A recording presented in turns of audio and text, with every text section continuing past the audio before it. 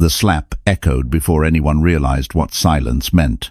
Holt Mercer watched his 13-year-old daughter dump ice water on the new maid's head, the 15th caregiver to walk through their Westlake Hills estate in 8 months. Every therapist from Collin County, every nanny from Scottsdale and Naperville had left broken. This one didn't move. She knelt on wet marble and kept humming, while Holt's chest tightened with something worse than chaos. Fear. Because she wasn't surviving his daughter. She was surviving him. What looked like a billionaire losing control of a traumatized child was actually a father engineering failure to protect a secret buried on State Highway 21 near Bastrop the night his wife died and his daughter became the only witness. He couldn't silence. The maid wasn't there to fix Calla. She was there to excavate what Holt spent 3 years and 15 destroyed caregivers trying to bury. The name of the man who killed Emma Mercer and walked away. Comment where you're watching from and hit subscribe, because when power tries to bury truth, someone always stays long enough to dig. The slap echoed before the words did.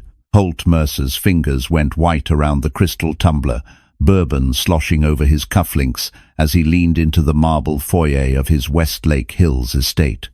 Across from him, his daughter stood barefoot on imported Italian tile, 13 years old, and calm in a way that felt like a threat. "Say it again," Holt said, voice low enough to shake. "Tell me you'll make her quit." Calla didn't blink. Her eyes stayed locked on the woman behind him, the new maid standing near the service hallway, mop bucket trembling slightly against her shin. "She won't last," Calla said. "None of them do." Silence pressed down on the house, not the kind that came after screaming, the kind that came before something broke. 15 nannies had walked through these doors in 8 months. Therapists flown in from Collin County, live-ins from Santa Clara and DuPage County. Every single one of them left shaken, humiliated, or both. Security had stopped learning their names. Holt released the glass. It shattered on the floor, bourbon spreading like blood across white marble. "Clean it," Calla told the woman, voice almost kind. The maid, Maribel Cruz. According to the agency, file didn't move. She didn't flinch. She didn't reach for the mop. She knelt. Right there on the wet marble, eye level with Calla, and began humming. Soft, steady. A tune with no melody, Holt recognized. No apology, no fear. Calla's jaw tightened. The pitcher came down hard. Ice water exploded across Maribel's face, soaking her from hairline to shoes. Security shifted near the hallway. Holt felt heat crawl up his neck. This was the moment. This was always the moment they quit. Maribel wiped her face slowly. Water dripped onto the floor, mixing with bourbon and broken glass. She kept humming. Holt's breath caught. He'd seen caregivers cry, curse, storm out with lawyers on speed dial. He'd never seen this someone who absorbed humiliation like it didn't exist. Calla stared at her, expression flickering for the first time. Confusion. Maybe something deeper. The silence stretched. Then Maribel stood, water still dripping, and walked calmly to the supply closet. She returned with a towel, knelt again, and began cleaning the glass without a word. Her hands moved slowly, deliberately, like she had all the time in the world. Holt felt something shift in his chest. Not relief. Something worse. Fear. Because this woman wasn't surviving his daughter. She was surviving him. That night, Maribel didn't leave. By morning, the house was quiet in a way it hadn't been in years. No broken lamps, no slammed doors. Holt descended the staircase expecting damage and found nothing. Just silence. And for the first time since his wife died, that terrified him more than chaos ever had.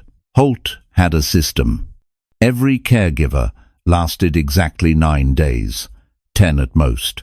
Long enough to sign the NDA, short enough to avoid questions.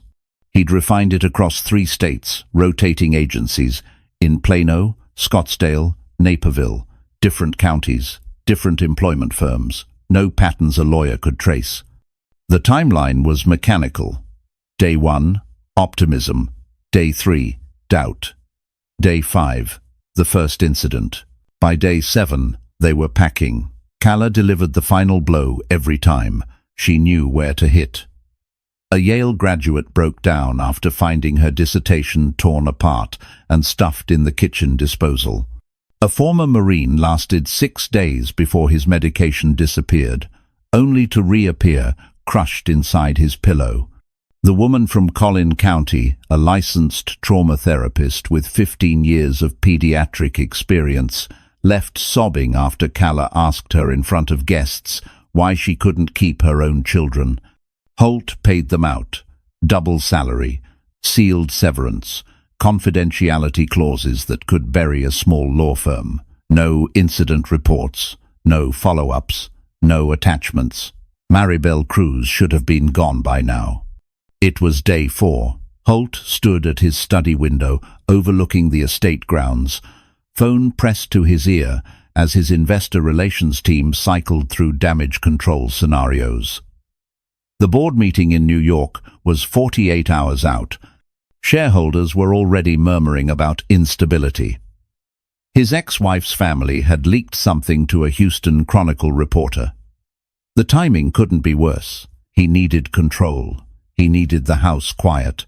He needed Maribel Cruz to break. Instead, she was sitting at the breakfast table with Calla. Holt hung up mid-sentence and descended the staircase. The dining room stretched long and cold, walnut table polished to a mirror finish. Calla sat at one end, folding a paper napkin into something that resembled a bird. Maribel sat across from her, hands folded, saying nothing. Between them lay a thin manila folder. Holt recognized it instantly. Travis County Family Court. His breath caught. That file was supposed to be sealed, locked in his attorney's safe in downtown Austin. He'd paid 3 separate firms to make sure it stayed buried. Maribel's eyes lifted as he entered. Calm, unflinching, she slid the folder shut. "Morning, Mr. Mercer," she said, voice even. Calla didn't look up. She creased another fold, her small fingers precise and mechanical. Paper birds littered the table, dozens of them, misshapen and crooked, like she'd been practicing all night. Holt forced his voice steady. "What's that?" "Just paperwork," Maribel said. "Nothing urgent." Calla's hands stilled for half a second. Then she resumed folding. Holt's pulse hammered in his ears. He wanted to grab the folder, demand answers, fire her on the spot. But something stopped him, the way Maribel looked at him. Not defiant, not afraid, like she was waiting. He turned and walked back upstairs, every instinct screaming that he'd just lost control of something he didn't even know was slipping. Later that afternoon, he found the burner phone. It was exactly where he'd left it, tucked behind the vent in his study, wrapped in a microfiber cloth. The screen lit up when he touched it. Emails stared back at him. His own words. Rotation under 10 days. No attachments. No incident reports. Agency rejections from Plano. Scottsdale. Naperville. Notes reminding him which caregivers stayed too long. Which ones asked questions. Which ones noticed patterns. His stomach dropped. Someone had been in his study. Someone had accessed his files. And that someone was still in his house. Night swallowed the estate whole. Holt didn't sleep. He sat in his study with the burner phone face down on the desk, bourbon untouched, listening to the house settle into silence. No crashes, no screaming, no doors slamming hard enough to crack the frame, just quiet. By 3 in the morning, he'd convinced himself Maribel would be gone by sunrise. They always left at night, slipping out through the service entrance with their bags half-packed, too shaken to wait for morning. He checked the security feed. Her door was closed. Light off. Still there. Dawn broke grey over Westlake Hills. Holt descended the staircase, expecting absence, an empty room, a note on the counter, maybe another severance check to write. Instead, he found breakfast. Calla sat at the table, folding another paper bird. Her movements were slow, deliberate, almost meditative. Maribel stood near the counter, pouring orange juice into a glass, humming that same low melody from the night before. The kitchen smelled like cinnamon and butter. Holt stopped in the doorway. Calla glanced up briefly, then returned to her folding. No venom, no performance. Just a 13-year-old girl making origami at 6 in the morning. "Coffee's ready," Maribel said without turning around. Holt's chest tightened. Something fundamental had shifted. The chaos that defined this house, the weaponized disorder he'd come to depend on, was gone, and he had no idea what replaced it. He poured coffee with hands that weren't quite steady. The silence pressed against his ribs. He wanted to ask, what happened? Demand an explanation. Fire her before this went further. But the words stuck, because for the first time in 8 months, his daughter wasn't performing destruction. She was just sitting, folding paper, breathing. Maribel set a plate in front of Calla: scrambled eggs, toast cut into triangles. Calla didn't acknowledge it. But 30 seconds later, she picked up the fork. Holt watched his daughter eat. It was the smallest thing, the most ordinary moment, and it shattered something inside him he didn't know was still intact. "You stayed," he said quietly. Maribel turned, wiping her hands on a dish towel. Her eyes held no judgment, no triumph, just steady, unshakable, calm. "I did," she said. "Why?" She didn't answer immediately. Instead, she reached for the coffee pot, refilled his cup, and set it down gently in front of him. "Because someone has to," she said finally. The words landed like a blade. Holt felt his throat close. He wanted to argue, explain that staying was the problem, that people who stayed too long saw too much, asked too many questions, connected dots he'd spent years keeping separate. But he couldn't say any of that. Not with Calla sitting 3 feet away, folding paper birds like the world hadn't ended 1,000 times already. Maribel returned to the counter, began washing dishes with the same unhurried rhythm she'd used to clean broken glass off the floor the night before. Holt's phone buzzed. New York. The flight reminder. 40 hours left. He looked at Calla, then at Maribel, then at the thin manila folder still sitting on the edge of the table, half hidden under a stack of paper birds. His pulse kicked hard. "That file," he said, voice low. "Where did you get it?" Maribel's hands stilled in the soapy water. Calla stopped folding. The silence stretched so tight Holt could hear his own heartbeat. Then Maribel turned, drying her hands slowly, and met his eyes with something that looked almost like pity. "You already know where I got it," she said. The air left the room. "If you think you know how this ends, you don't. Hit subscribe before the next chapter drops, because what Holt buried is about to surface." Holt's fingers went numb around the coffee cup. Because she was right. He did know. And that meant she knew exactly what he'd been hiding. Holt spent the next 6 hours making calls he couldn't finish. His attorney in downtown Austin didn't pick up. The Travis County clerk's office sent him to voicemail. The firm he'd paid to seal the court records claimed they had no access logs, no breach reports, nothing that explained how a housekeeper from nowhere had documentation that shouldn't exist. He stood at his study window, watching Maribel hang laundry in the side yard, white sheets snapping in the wind, methodical, unbothered, like she hadn't just cracked open his entire life. The board meeting loomed 36 hours out. His executive assistant had sent 3 separate flight confirmations. Investors were circling. The Houston Chronicle reporter had left 2 messages his PR team couldn't deflect much longer. He needed Maribel Cruz gone, but firing her now meant questions, exit interviews, severance negotiations. And if she had that file, if she knew what was in it, she had leverage that could burn his name across every financial outlet from Dallas to Manhattan. So Holt did what he always did when control slipped. He prepared to negotiate. That evening, he found her in the kitchen, scrubbing a cast-iron skillet that was already clean. Calla was upstairs. The house felt too large, too empty, sound swallowed by vaulted ceilings and imported stone. "We need to talk," Holt said. Maribel set the skillet down, dried her hands on a towel embroidered with his family crest, a detail that suddenly felt obscene. "All right," she said.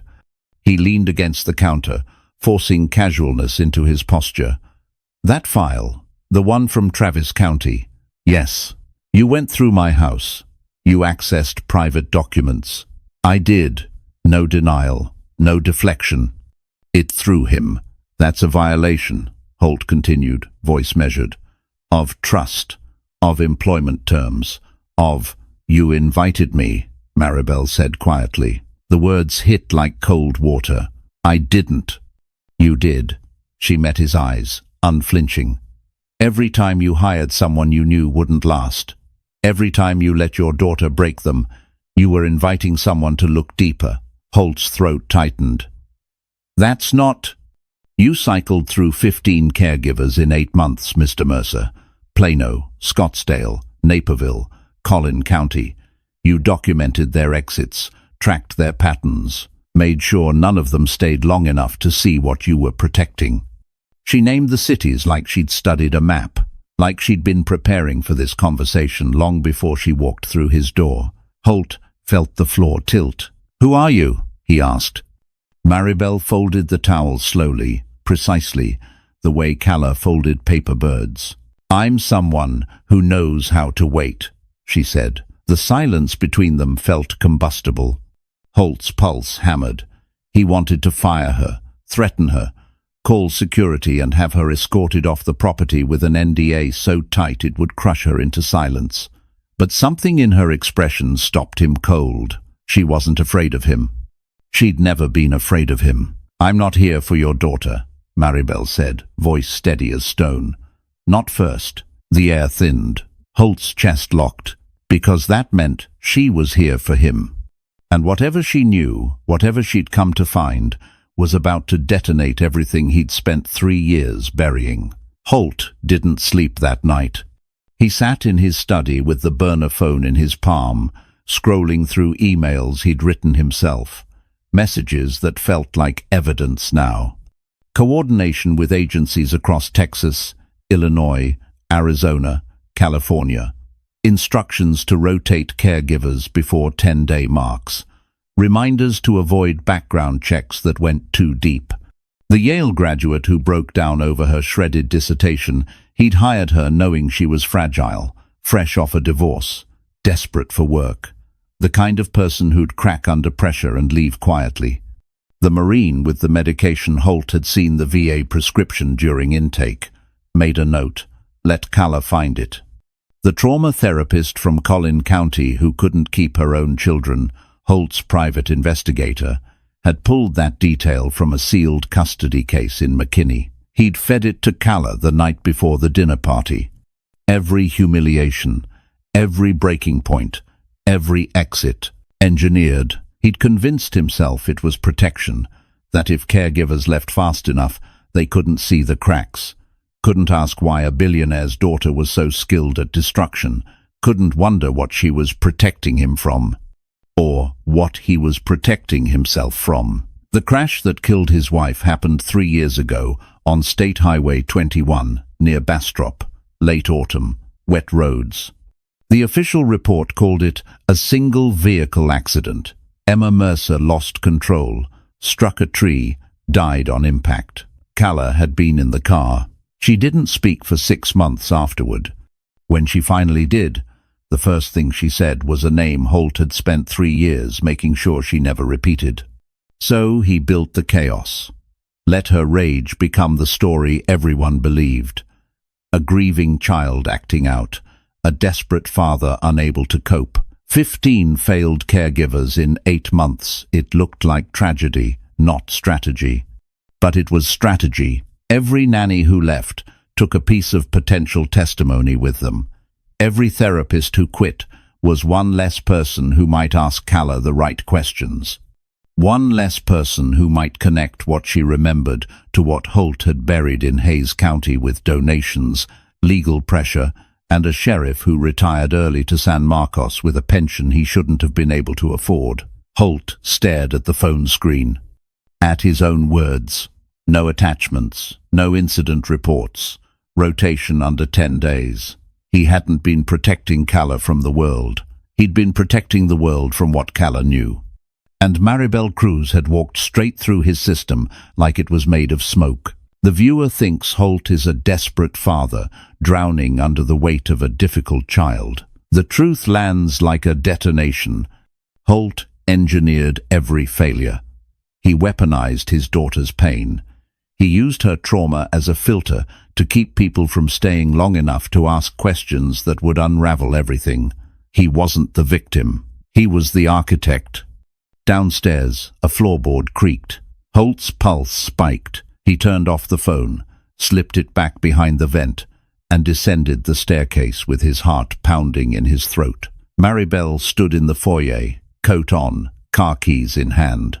For one wild second, Holt thought she was leaving. Then he saw the folder in her other hand. Not Travis County Family Court. Hays County Sheriff's Department. Case file. Reopened. The folder hung between them like a loaded gun. Holt's voice came out raw. "Where did you get that?" Maribel didn't answer immediately.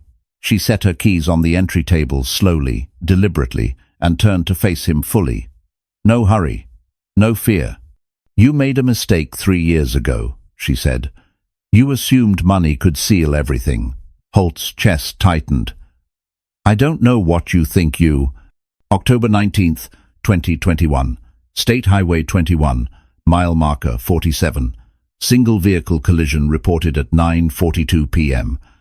Emma Mercer pronounced dead at the scene. Calla Mercer transported to Del Seaton Medical Center in Austin with minor injuries. She recited it like testimony, like she'd memorized every word. The responding EMT flagged inconsistencies in the report, Maribel continued. Impact angle didn't match trajectory. Tire marks suggested a second vehicle. Toxicology came back clean, but the sheriff's department closed the case in 11 days.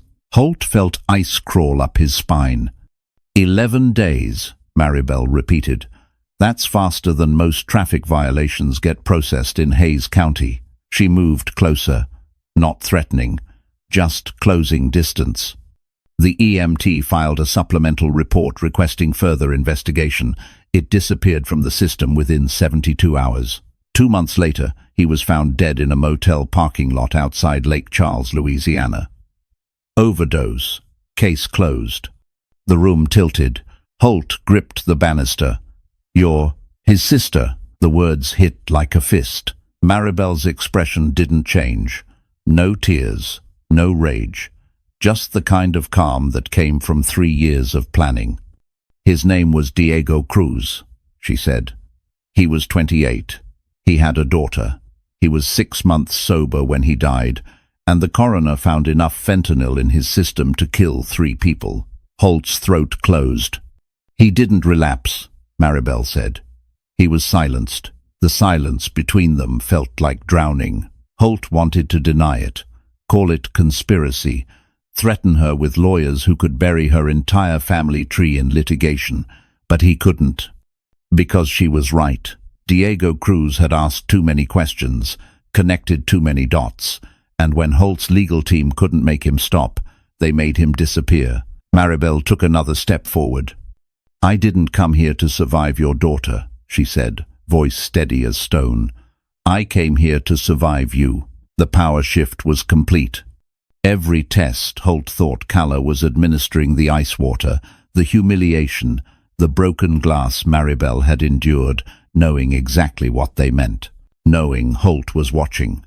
Knowing he needed her to break so he could justify firing her before she stayed too long. She hadn't been tested by a traumatized child. She'd been tested by a desperate man trying to protect a lie, and she'd passed.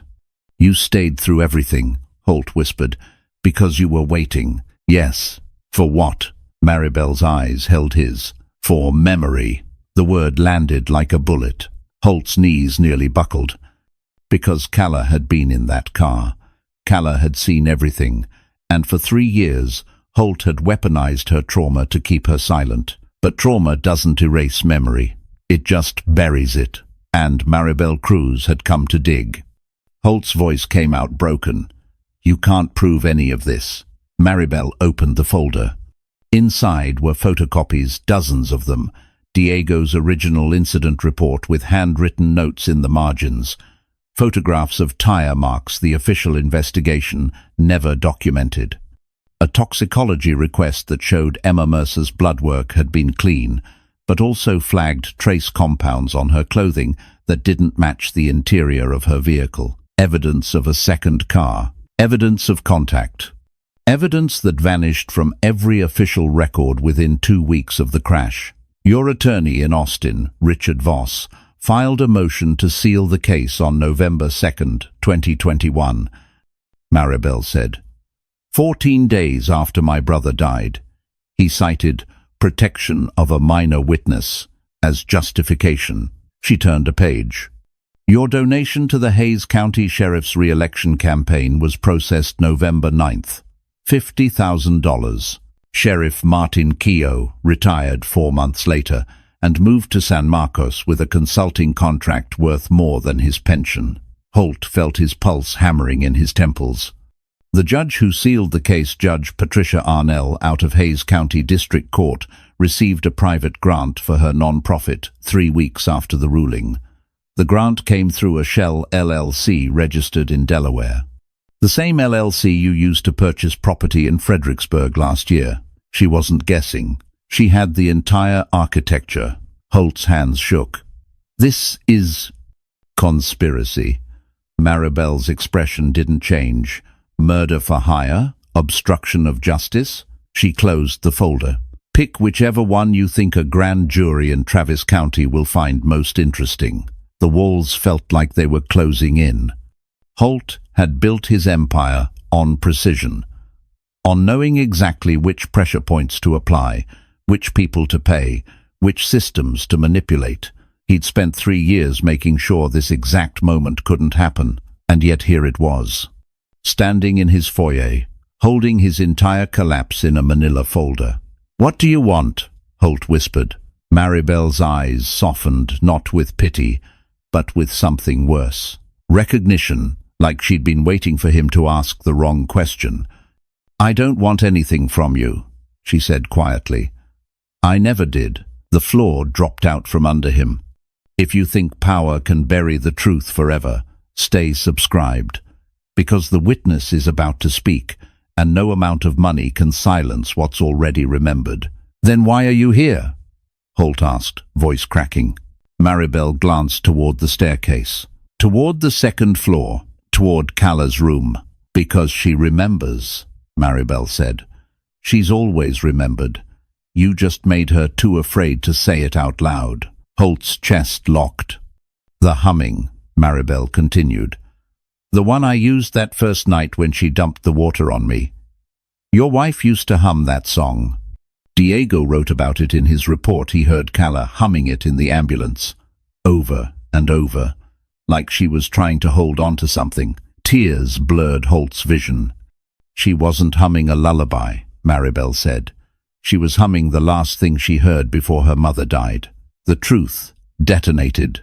Calla hadn't been destroying caregivers because she was broken. She'd been testing them, waiting for someone who'd recognize the song, waiting for someone who'd come for the right reason. And Holt had been so focused on protecting himself, he'd never realized his daughter was waiting to be found. Holt's voice barely made it past his throat. "She was 6 years old." "She was 7, Maribel corrected. "Old enough to remember faces, old enough to remember voices, old enough to know when someone is lying to protect themselves instead of protecting her." The accusation hung in the air like smoke. Holt sank onto the bottom stair, hands shaking. "I never—" "You told her not to say his name," Maribel interrupted. "The man who pulled over after the crash, the one who got out of the other car. You told her if she ever said his name, it would ruin everything." The world narrowed to a pinpoint. "How do you—" "Because Diego heard her say it," Maribel said. "In the ambulance. before you arrived at Del Seaton, before your lawyers arrived, before the sheriff's department rewrote the report. She pulled a folded piece of paper from inside the folder, yellowed, creased, handwritten. "My brother kept notes," she said, "not in the official file." In a notebook he carried in his med bag, he wrote down everything unusual, everything that didn't fit. She unfolded the paper. Holt's vision blurred. Subject: female child, 7 years old. Minor abrasions, extreme psychological distress. Maribel read aloud. Keeps repeating a name, spelling unclear. Sounds like Rennick or Rennick. Asked her to repeat. She said, "The man who helped us." Daddy said never say his name. He said it would ruin everything. Holt's stomach turned to ice. Maribel looked up from the paper. "Who is Rennick?" The silence was suffocating. Holt's mouth opened. No sound came out. "Who is he?" Maribel pressed. Holt closed his eyes. "Warren Rennick," he whispered finally. "State Senator, Bastrop County. He was," his voice cracked, "he was driving the other car." The truth detonated like a bomb. Warren Rennick. The man who'd authored 3 major infrastructure bills, who'd pushed deregulation policies that made Holt's real estate empire possible, who'd been up for re-election the month Emma died, the man who'd been drunk, who'd crossed the center line on State Highway 21 and forced Emma's car off the road, who'd pulled over afterward, watched her die, and then called Holt instead of 911, because Holt owed him, because Rennick had greased permits in Collin County, pushed zoning changes in Williamson County, killed environmental reviews in Guadalupe County that would have buried Holt's projects in litigation for years. Because the crash happened 3 weeks before the election, and a DUI manslaughter charge would have ended Rennick's career and Holt's development pipeline in one night. So Holt made a choice. He let Rennick leave the scene. He called his lawyers instead of the police. He paid Diego's supervisor to delay the ambulance by 6 minutes, just long enough to make sure Emma's injuries became fatal instead of critical. He built the cover story. Single vehicle accident, wet roads, tragic loss. And he buried his 7-year-old daughter's memory under 3 years of weaponized chaos, so she'd never say the name that could destroy them both. Maribel's voice cut through the silence like a blade. "You didn't just cover up a crime," she said. "You let your wife die to protect your business partner." Holt's face crumpled. "Because she was right." And Kala had known the entire time. The house was silent for a long time. Holt sat on the stairs, head in his hands, shoulders shaking. Maribel stood near the door, folder still in her grip, watching him fall apart. Then a voice came from the top of the staircase. Small, clear, steady. His car was blue. Holt's head snapped up. Kala stood on the landing in bare feet, pajamas wrinkled, paper bird clutched in one hand.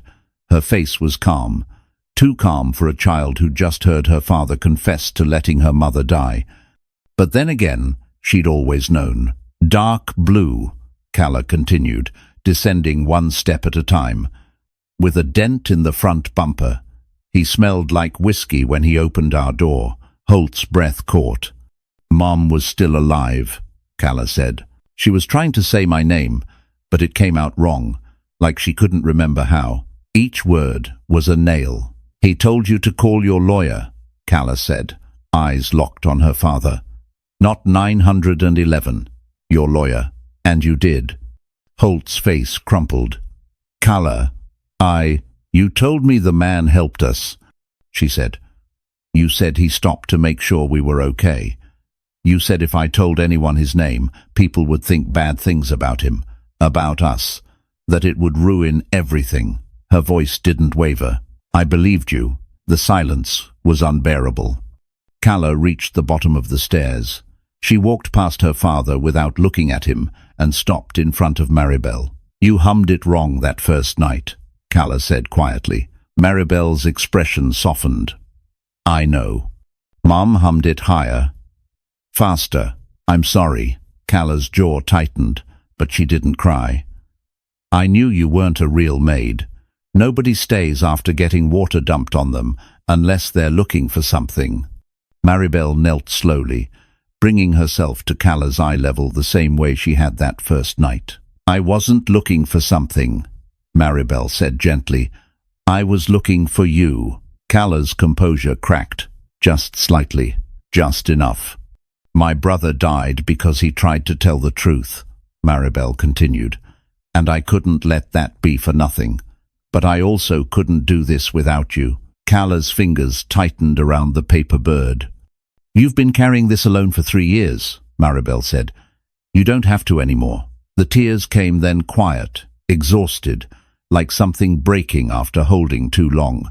Cala looked back at her father, still collapsed on the stairs, face buried in his hands. "I want to say his name," she whispered. Holt's head lifted, eyes red, devastated. "Cala, please." "Warren Rennick." The name filled the foyer like a gunshot. "He killed my mum," Cala said, voice steady now. "And you let him." Holt opened his mouth. No words came, because there was nothing left to say. Outside, dawn broke grey over Westlake Hills. Helicopters thudded toward downtown Austin. The board meeting was 12 hours away. Investors were waiting. The Houston Chronicle reporter had left another message. But inside that house, none of it mattered anymore. The only person Holt couldn't silence had finally spoken. And the truth, once released, couldn't be buried again. Holt didn't go to New York. He called his assistant at 6 in the morning and cancelled the flight. No explanation, no apology, just silence on the other end of the line before she hung up. The board would convene without him. Investors would ask questions. The Houston Chronicle would run whatever story they'd been sitting on. His empire, built on permits, greased by Warren Rennick's political influence, would begin to fracture the moment Cala's testimony reached Travis County. And it would reach Travis County because Maribel had already made the call. Holt found her in the kitchen that morning, pouring coffee like nothing had detonated the night before. Cala sat at the table, not folding paper birds this time, just sitting, hands flat on the wood, breathing. "They'll come for statements this afternoon," Maribel said without turning around. "Detective, out of the Hayes County DA's office. She'll want to talk to Cala, and you." Holt's voice was hollow. "I know." Maribel set the coffee pot down, turned to face him. "You could run," she said. "You have resources, connections in San Antonio, Dallas, Scottsdale. You could disappear before anyone files charges." Holt looked at his daughter. Cala's eyes met his clear, unflinching, no longer performing chaos. Just a child who'd survived 3 years of weaponized silence. "No," Holt said quietly. "I'm staying." Maribel's expression didn't change, but something softened in her posture. "And so is she," Holt added, nodding toward Maribel. Cala looked up then, something fragile flickering across her face. Hope. The kind that terrified her more than humiliation ever had. "You're not firing me?" Maribel asked. "No." Silence stretched between them. Then Cala spoke, voice barely above a whisper. She hummed it wrong. Holt froze. "That song," Cala continued, eyes still on Maribel. "Mom hummed it when we stopped on the shoulder, before the other car pulled over, before everything." Maribel nodded slowly, understanding something Holt couldn't see. "You told me not to say his name," Cala said, turning to her father now. "You said it would ruin everything." Holt's throat closed. "It didn't ruin everything," Cala whispered. "It ruined me." The words landed like a final verdict. Holt had spent 3 years believing power could control outcomes, that money could rewrite reality, that silence, enforced long enough, became truth. But power didn't win. It never had. The only person he couldn't fire, couldn't pay off, couldn't silence, was the one who stayed long enough to remember.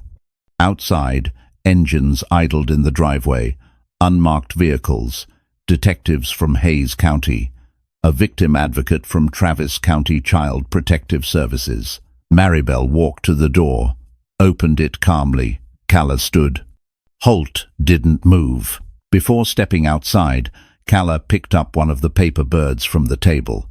She unfolded it slowly, smoothing the creases, flattening the wings until it was just a napkin again. Blank, ready to be something else.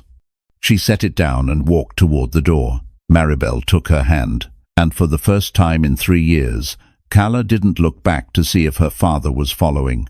If you think power always wins, you just watched it collapse. Because the truth doesn't care how much money you have. It only cares who's brave enough to speak it.